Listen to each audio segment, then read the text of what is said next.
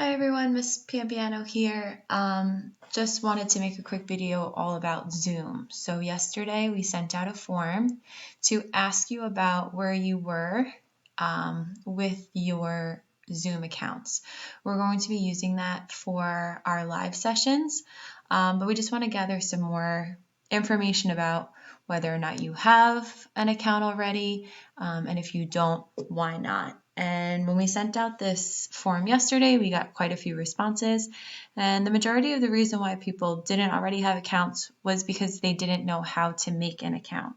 So I wanted to create this video today to help you out and make your Zoom account. So the first thing you're going to want to do is you're going to want to go onto the internet. And if you have Google Chrome, that would be the best search engine to use to make your account.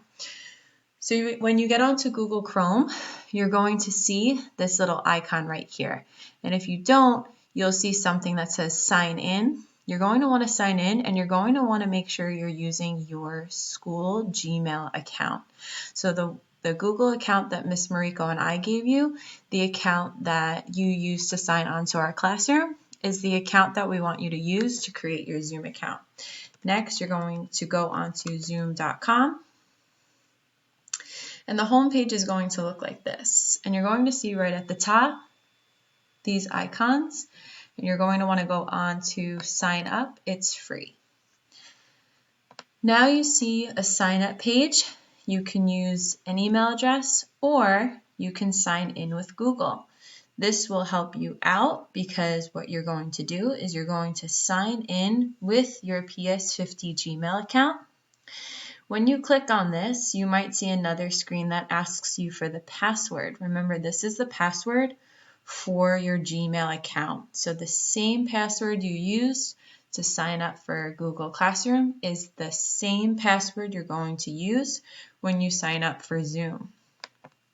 And once you sign on, you're going to have a home page that looks like this. Here you will find the meetings that Miss Mariko and I will post, the live sessions, and you'll find out what the ID is to join those meetings. So this is what your Zoom homepage will look like, and it's really easy because once you sign in, so once you do this one time, the device that you're using will recognize your account, and as soon as you log on to Zoom, it'll put you right here. So make sure that you're using your school Gmail account when you make your Zoom page. But as you know, if you always have any questions, please feel free to reach out to us. And when I post this, if you would like to ask your questions on the comment page, I'll be sure to get back to you. See you soon.